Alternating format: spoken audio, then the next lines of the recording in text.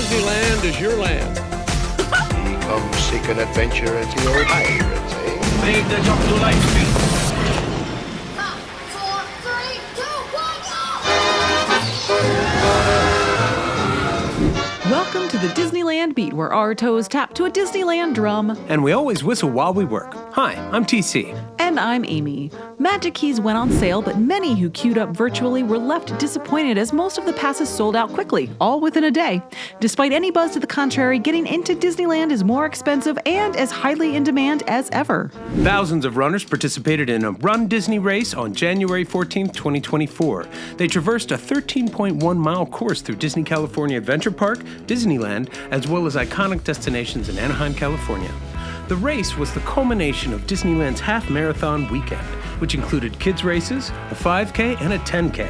Disney pulled off support for the race with panache and style, with Mickey waiting at the finish line in his jogging sweats. Paradise Gardens has been quiet for the past couple weeks, but it's only because we're prepping for Lunar New Year. January 23rd, the celebration begins with a processional, special food, activities, artist shows, and more. The celebration continues until February 18th. This year is the year of the dragon. It would be pretty cool to see a huge Sisu-themed dragon puppet. Disney quietly reopened the cafe in the newly refurbished Pixar Place Hotel. It's called the Sketchpad Cafe. The hotel does not officially open until the 30th of this month, when we can expect a bit more fanfare, for sure. Themed to concept art from Pixar, it's a simpler, younger version of Lamplight Lounge, but that doesn't mean it's not charming and cute.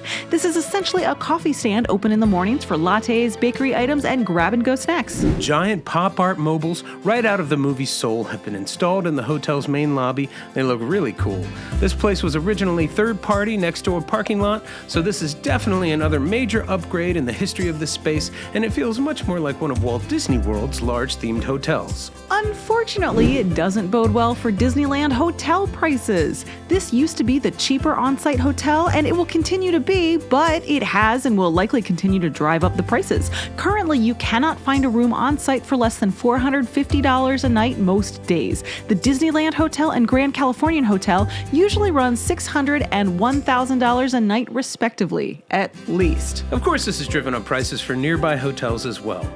Close, walking distance Harbor Boulevard hotels now average $175 to $350 a night. That's a pretty big increase. Just 5 years ago, finding a room around $100 a night on Harbor was fairly easy with a little prior planning. Now we still find those cheaper rooms most dates, but we end up further away from the park.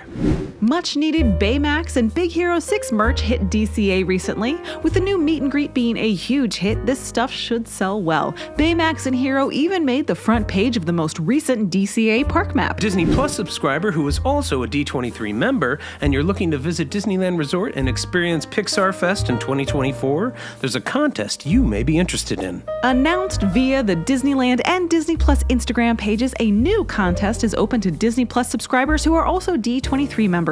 The winner will get a vacation package for up to 4 guests to visit Disneyland Resort. A specific date is not listed, but Pixar Fest runs from April 26th to August 4th, 2024. Okay, look out everyone. Pirates of the Caribbean is going to be added to Disney Genie Plus starting January 22nd. This is going to coincide with the long-term closure of Haunted Mansion. The mansion is closing to get its holiday overlay removed, but it's also heavily rumored that this fan-favorite attraction will stay closed for a long time for some major refurbishment. Walls are already up around the new outside queue area. A few months ago, Disneyland announced it would be adding an exit gift shop, longer and more elaborate outdoor queue sections, and a much-needed ADA elevator to the spooky ride. It's possible the ride could operate during this construction period, but it's also very possible the ride will remain closed until the work is done. Put this in conjunction with other long-term closures like Tiana's Bayou Adventure, Astro Orbiters, and Pirates might see an uptick in demand. Disney has stated it's only a temporary move, which is for the best. Pirates has one of the fastest moving queues in the park and can handle thousands of riders an hour. Some news worth noting out of Orlando: Walt Disney World has announced the first release of Good to Go days, in which ticket and pass holders will no longer need to make a reservation at the park and can just show up. Ah, remember the good old days? Well, don't hold your breath waiting for it to come to California. WDW News Today also dropped a rumor that Frontierland might be changing its theme at Walt Disney World. The leading leading suggestion is that it would adopt a New Orleans square theme. With Tiana's Bayou Adventure coming and a closure and re-theme of the Country Bear Jamboree in the works, they might have a point. Let us know your thoughts on that in the comments. We'd love to hear your opinions. Some fairly expected changes at Downtown Disney have been announced. Tortilla Joe's will close after a 20-year run. This has been one of the linchpin Downtown Disney dining spots with a beautifully designed building, a nice but slightly dated menu, an amazing tequila selection, and fun guacamole made fresh at your table. With the new, more modern and upscale Mexican cuisine, flavored Paseo, and Centrico under construction down the block, we thought this spot might be changing. We don't know what's next for this space yet. Hopefully, it won't become another Disney multi-purpose space like the ESPN Zone and the Rainforest Cafe have. The same company that owns Tortilla Joe's also owns Naples Ristorante around the corner. Perhaps Tortilla Joe's will open with a new concept. Time will tell. And we also wanted to touch on Disney Animation. Wish, which was recently advertised heavily, especially in terms of merch in the parks, has fizzled somewhat, announcing that they have just hit the break-even mark. Have you seen the film? And a load of Pixar layoffs have been announced as the division looks to streamline. Well, let's check out the construction and closures happening at the parks right now. Tiana's Bayou Adventure took another major step forward with the installation of the water tower. Looks great. We polled our viewers, and most people seem to agree that Disney will indeed complete its work this year, opening the ride before 2024 rushes past. We also noted recently that Slip and Falls and the chute that follows looks to be fully enclosed now, adding another inside drop and possibly starting the major interior show scenes earlier than on Splash Mountain. We're looking forward to riding this iconic Disneyland log flume again. Jungle Cruise has completed work on the temple where the tiger sits and some elephant restoration as well. A ride like this exposed to the elements like it is takes an enormous amount of resources to maintain. Thanks to all the Jungle Cruise skippers out there. Thanks for keeping us lapping through the ups and downs of this ride.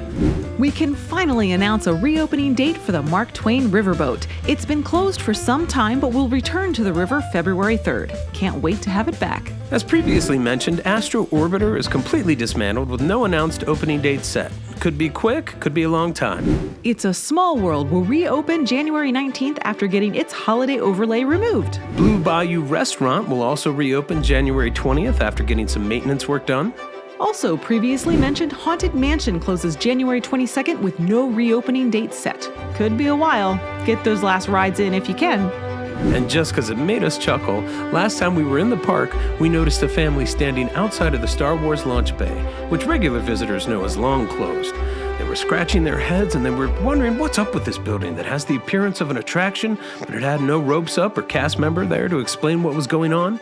You think Disney could at least remove the signage? And just to say it, the building is only open as a DVC lounge and special event location. Tomorrowland is a bit of a conceptual mess, really.